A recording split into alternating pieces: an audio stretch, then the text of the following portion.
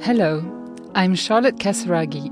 Welcome to the podcast of Les Rendezvous littéraires Rue Cambon, a place where we meet to talk about writing, to talk about books. Let's meet women writers who have just taken their first step, the most decisive, the most difficult in the world of literature. How did their vocation call to them? What are their writing rituals? Who reads them? And what do they read?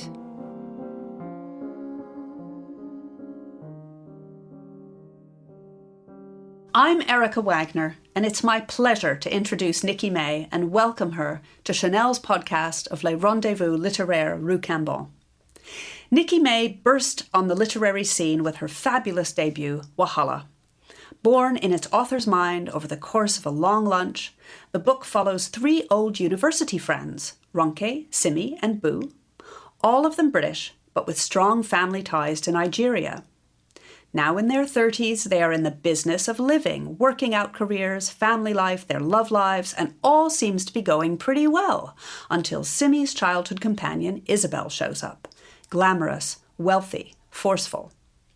Soon the dynamic between the old friends begins to change, and with moving precision and deep warmth, Nikki May charts the shifts in her characters' relationships. Nikki May understands deeply where her characters come from. She was born in Bristol and raised in Lagos. Like Simi, she dropped out of medical school at 20. We'll discuss that, I'm sure. Moving to London, she began a career in advertising and ran a successful agency. But after 20 years, she'd had enough and settled down in Dorset. She thought the peace and quiet of the countryside would make writing easy, but it didn't. A blank page is incredibly frightening. It takes a huge leap of faith to get started, she said, at the time of the book's publication. But she got there in the end, I'm glad to say, and her debut is now being turned into a major drama for the BBC. She also won the Comedy Women in Print New Voice Prize in 2023. Kirkus Reviews called Wahala a fascinating look at the dark side of female friendship. Writing for National Public Radio, Carol Bell offered high praise. May is a masterful chronicler of black upper-middle-class life and ennui in Britain, she wrote. Wahala is both great fun and extremely smart in how it captures some of the central issues in modern city living. Women's evolving roles in home and work, interracial relationships and multicultural identity, the current of competition that runs through so many friendships and daily interactions, and, most of all, how easily intimacy can morph into enmity. I'm so delighted to be talking to you today, Nikki. Welcome. Thank you, Erica. It's lovely to be here. You've made me want to read my own book. That's good. That was the point.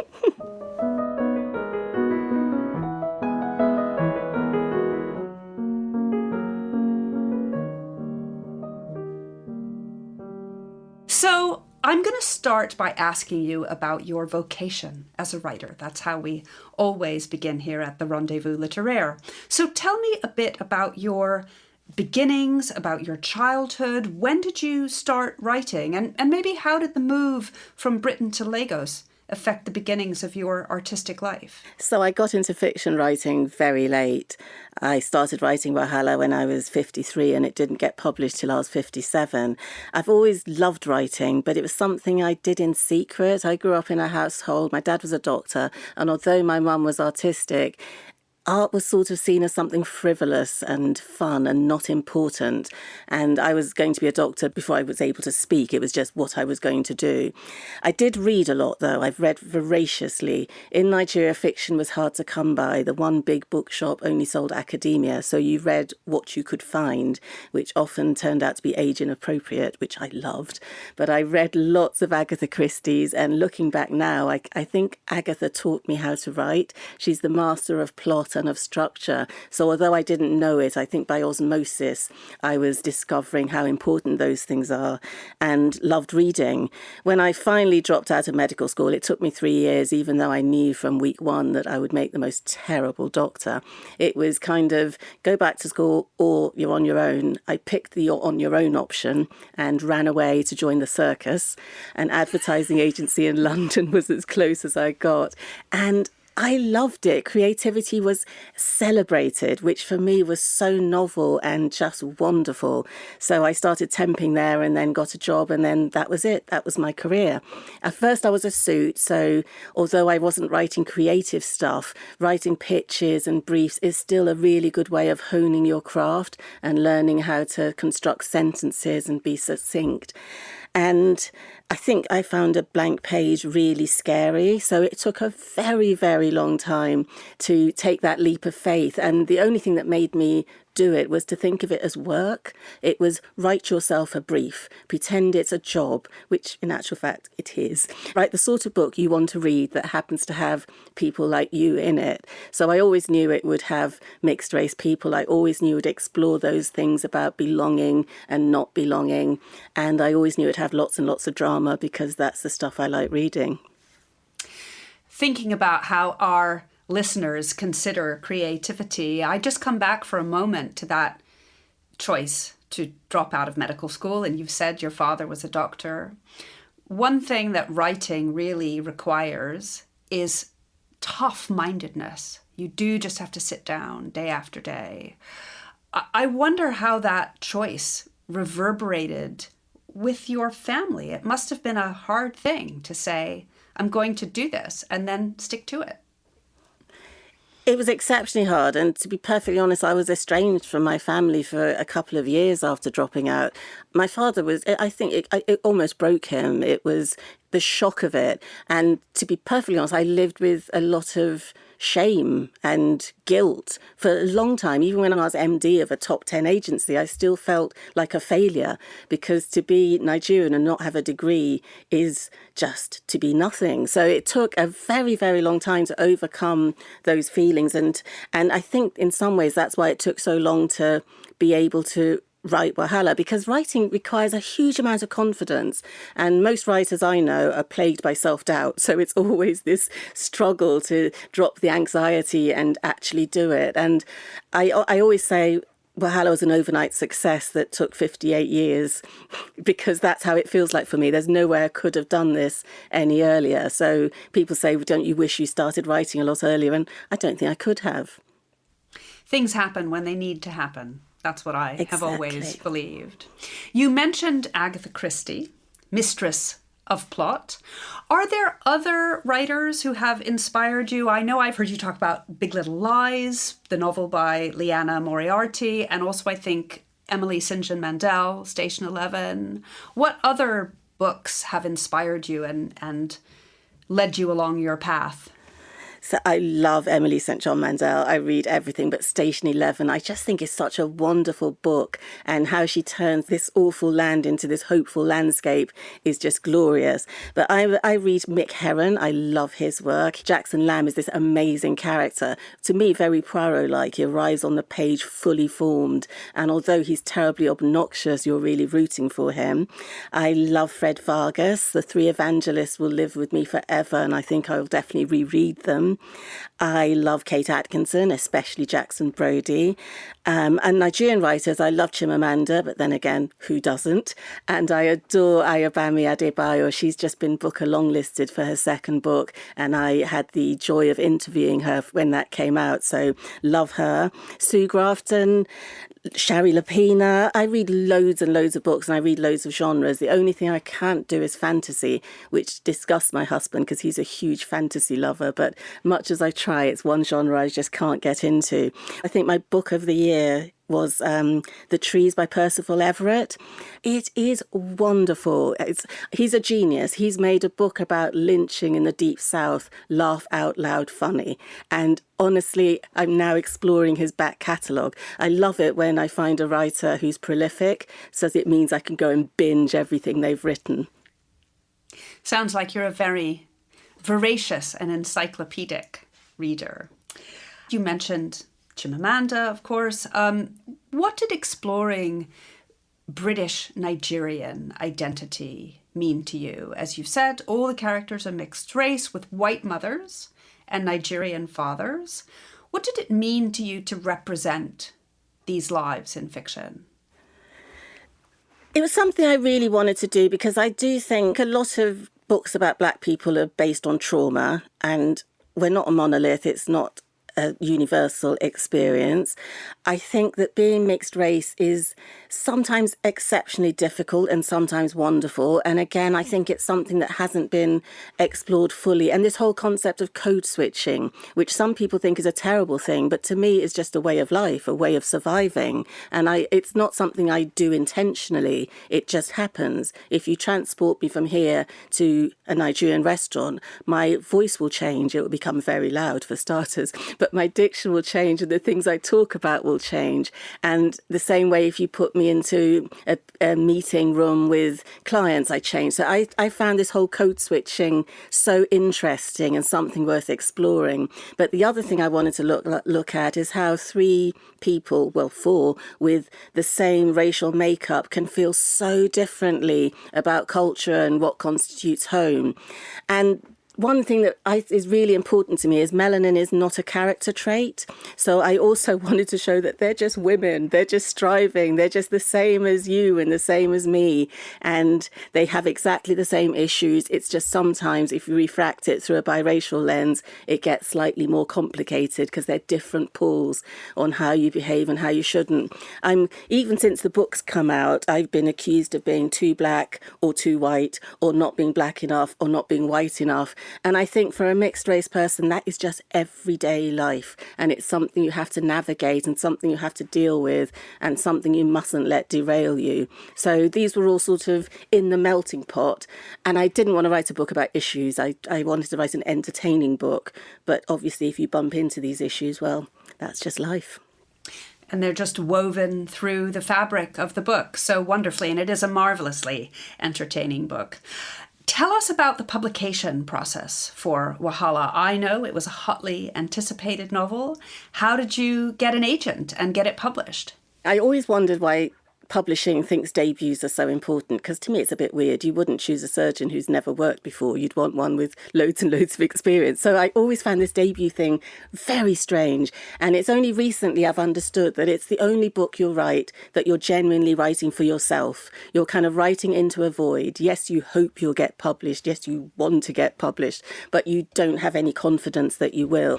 And it was when I won an amateur prize for the first 3 chapters of Wahala, and the judge was an agent and said, send me the book, that I kind of got my act together and actually finished it and did some editing. So then we went on submission. I was really naive. I didn't even know imprints existed. So I thought the agent would just send it to 5 publishers. But no, it went on a really wide submission. And after an overnight preempt, went to auction in the UK, auction in the States. It was wonderful. Felt very strange, felt very disassociative, especially when it's sold to TV. And then the thing about publishing is it is slow until it's go, go, go. So it's a real whirlwind and a real roller coaster. But eventually the book came out in January 2022. It's a huge experience. And again, I'm glad I'm not very young, because I think I would have struggled to cope with it. It makes you very introspective. You overly focus on yourself and become a bit obsessive. And I'm not sure that's very healthy. So I'm quite glad that now I can sort of think of being an author as a hat I put on and happily take off and go back to being me. Excellent. Well, I think it's time now to hear a few pages of Wahala.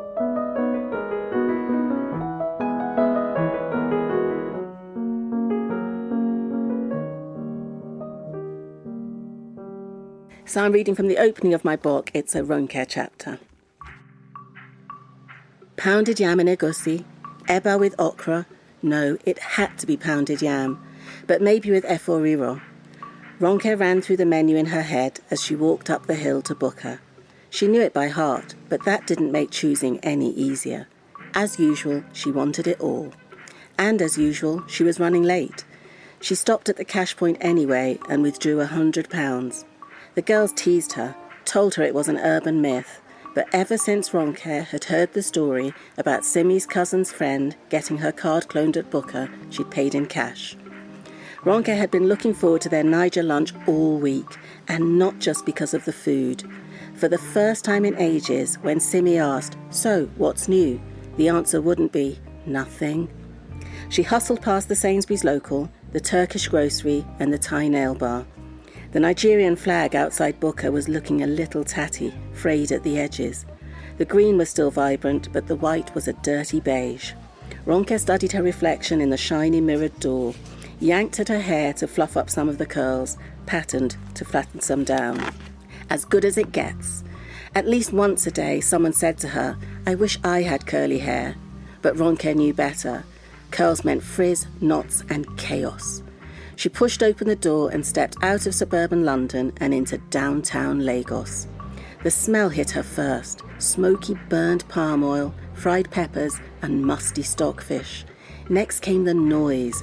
Fela Kuti blared out of the speakers, struggling to compete with the group of 3 men at a corner table, talking over each other.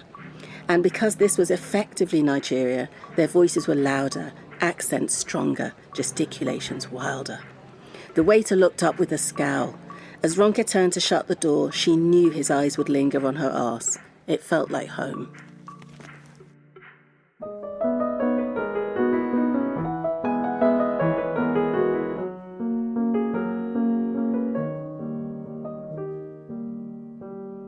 Wonderful. Thank you so much, Nikki. I want to talk to you now about the business of writing. I've heard a rumour that as you were starting Wahala, your husband booked you onto an online course, frankly titled Starting to Write Your Novel. Why was that important to you? I think it was that confidence and self-belief thing. You have to take this leap of faith when you write, and I needed something to say, you can do this. So I did start writing the first scene at that lunch, and I've read so many books in my life that you think, how hard can this be? But turns out it is really hard. A blank piece of paper is scary, and a book is a big thing. So my husband Peter booked me on this course. It was a 6-week course. It was online. It was easy to do, and it was brilliant for me. I met friends on that course that are still friends today, and I think one thing that really helps with writing is having writing buddies, people who are on your side, who say you can do it, who make it important, who make you believe that you have got something to say. It's almost a way of bigging yourself up to be able to do this, of giving yourself the freedom to do it. So that really helped, and at the end of 6 weeks I had a synopsis, I had a structure, I'd learnt about point of view, I'd learnt about tense. So Ronke, Boo and Simi were strutting around my head, demanding to be seen, and the first draft poured out of me. Tell us what the title means and how that idea comes into the book. Wahala means trouble. In West Africa and in Nigeria, you hear this 10 times a day, and it's always said with a sigh or a moan or the shake of the head.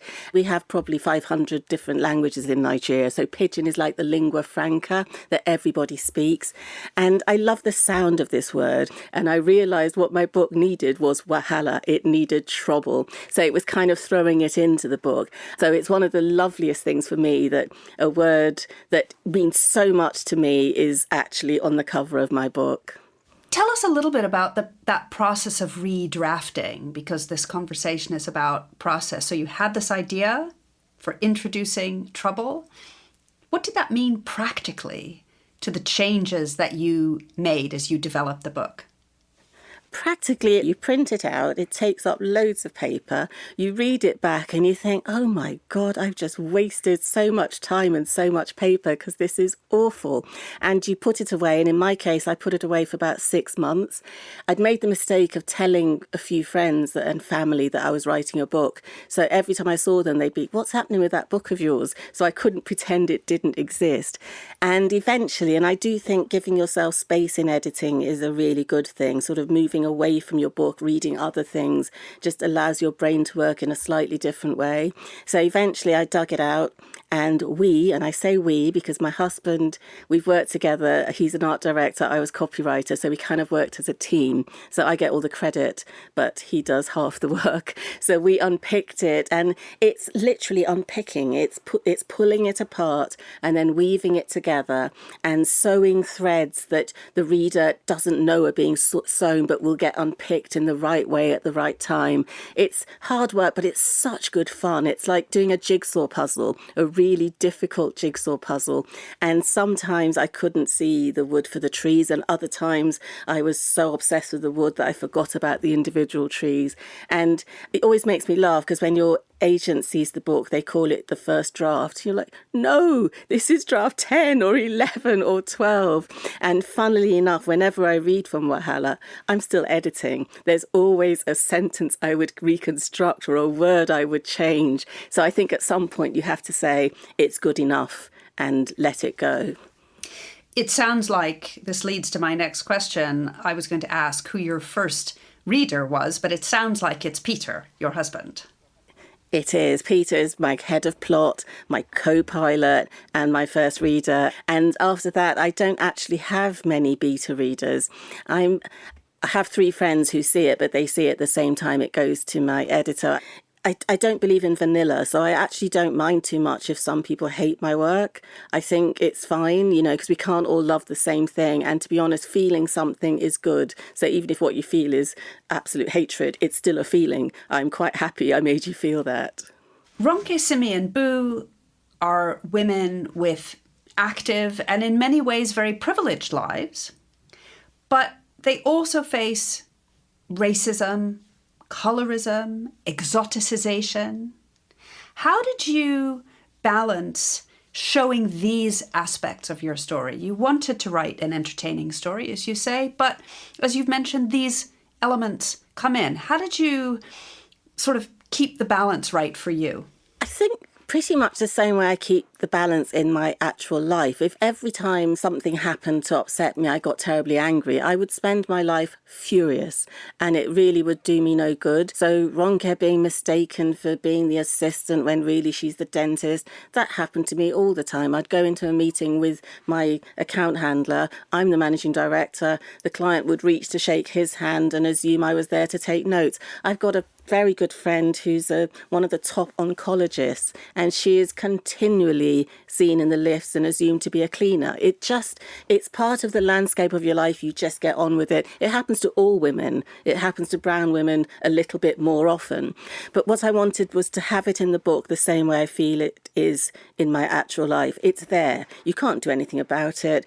And I actually didn't try to solve it. I think one of the things I love about my characters is they're not remotely perfect, so they are spiky. And black people can have isms too, because we're just like every other person. So to me, it was just sort of showing that we're more the same than anybody else. And what I wanted was for people to see my women as just women. And so these issues are sort of hopefully making people think, but not getting in the way of the story, if that makes any sense. Yes, it absolutely does. I was going to ask you what the hardest thing was about writing the book. I wonder if it might have been that unpicking, because I also then wanted to ask you, was the hardest thing what you most enjoyed? And then whether you had any tips, advice for aspiring writers from what you've learned in the process. I think the hardest thing is suspending disbelief. As a writer, I have to get into that place where I feel I can inhabit these characters. It's almost shedding all this self-doubt. And every day when I sit down to write, I have to go through that process anew and sit there and almost psych myself up. I find writing very anxious making. I find it exceptionally stressful.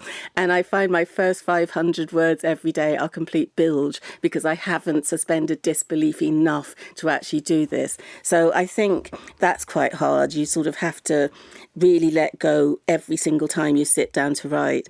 I also find you need a lot of life to be able to write. So I need to read a lot. I need to watch a lot of telly. I need to talk to people. I need to socialise. I need to engage with the world in order to feel that I've got something to say. So all the time I spend wasting is not being wasted, I tell myself. It's all part of feeding that creativity. And that's a good piece of advice, is to make sure that your creativity is fed by life. That's what Absolutely. I feel. too. And I think the other piece of advice is to keep going. And on this course I did, which is nearly 5 years ago now, some of the people on that course are still crafting their first 3 chapters.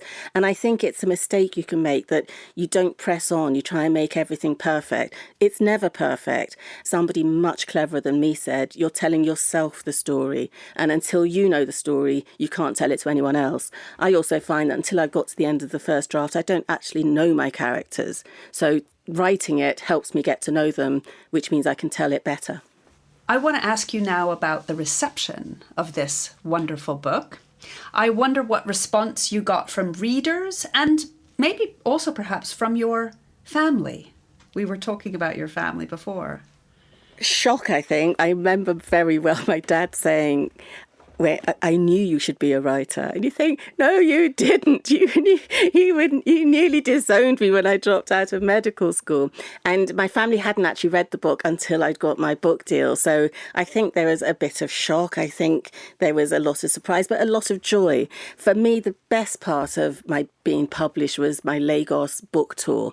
I came out in COVID, so I didn't have much face-to-face stuff in the UK, but I went to Lagos 3 months later, and the reception was just joyous. Nigerians love celebrating success. They love one of their own to succeed. And I was just thrilled that they saw me as one of their own and they celebrated it. And it was also really nice to see how much Lagos has changed and how now there are lots of bookshops not selling academia and lots of book groups and lots of young people absolutely obsessed with reading and obsessed with creativity. And it coincided with my dad's 86th birthday, and he did this huge party. We call it an Owambe, and he bought all of his guests a copy of Wahala, and I made sure he bought them full price from the publisher. So it was just this joyous occasion. In the UK, the reception's been great. I've been blown away by it. But as I said, I think you can get a bit too self-obsessed and hang on to every word. You worry about the one reviewer who is reading something into the story that you didn't put there, or even worse, is assuming that if your characters behave like this, then you must be like that. So I think you need to detach yourself and try. It's hard, but just try to remember you are not your book. You are still you. You've also had praise from writers like Paula Hawkins, who wrote Girl on the Train, Emma Stonex, who wrote the wonderful book The Lamplighters, many other authors. As a debut author, what does praise from your fellow established authors mean to you? It's incredible. It's pinch me time. I mean, meeting your heroes is amazing. And I've now had the privilege of meeting people I respect. The one thing I will say is that I'm amazed at how lovely and supportive other writers are. It's very, very different to the advertising world. And I would say writers are possibly the nicest thing about being an author. So it's wonderful. That's marvellous. Is there a particular impact that you hope Wahala will have? What do you think fiction can achieve for people in their lives? I wrote it to entertain. I wanted to have a good page, a book that would make you turn the pages and would entertain you and would make you gasp, would make you laugh, would make you cry, ideally. But I guess if there was one takeout that I wanted people to take from it that was sort of underneath the layers, is that we're just like everybody else and that colour is really not a differentiator. That to me is the most important message. So I think everything I write, that will be the sort of message. We're the same as you, honest. And it is amazing that that has to be said or demonstrated, but you do it in a really beautiful, entertaining, remarkable way.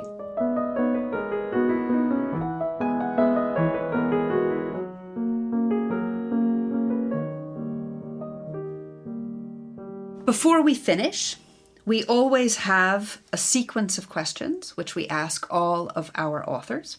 So I'm going to ask you these questions now. The first one is, what is the most surprising thing you've learned from being a writer? How nice other authors are. This honestly shocked me. They are genuinely supportive. It's a lift you up industry rather than a pull you down one. And that has been brilliant to know. What would people be surprised to learn about you? I can fold a fitted sheet perfectly. Give me a fitted sheet. I have a system, hands in corners, turny, foldy, and it ends up looking absolutely beautiful flat. Nobody is as impressed at this as I think they should be. I show my friends every time they visit, but for me, it will be one of my greatest achievements. I'll tell you, I'm impressed. What is your idea of perfect happiness other than a perfectly folded sheet?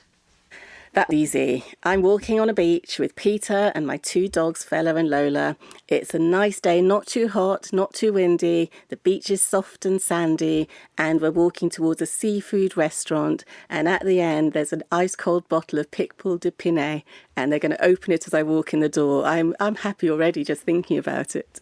That's lovely.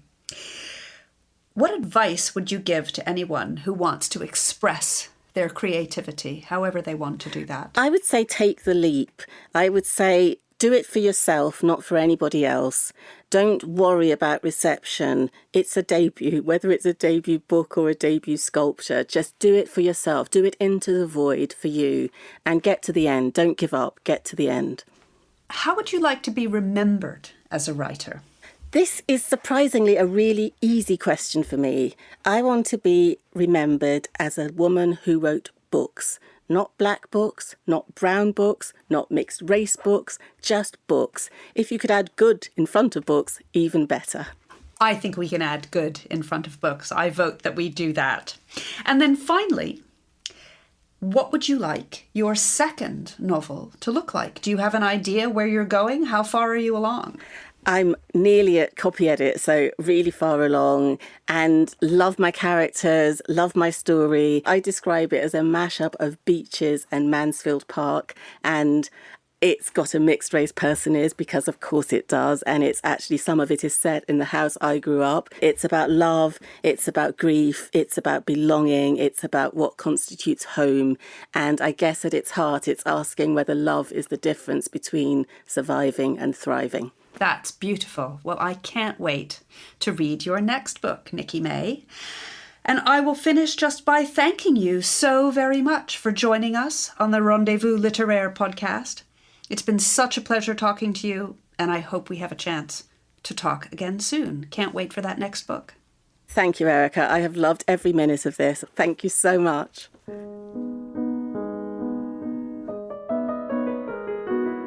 Thank you for listening to this episode of the Rendezvous littéraire Rue Cambon podcast. To discover more about it, you will find images, links, and references on the Chanel website. À bientôt!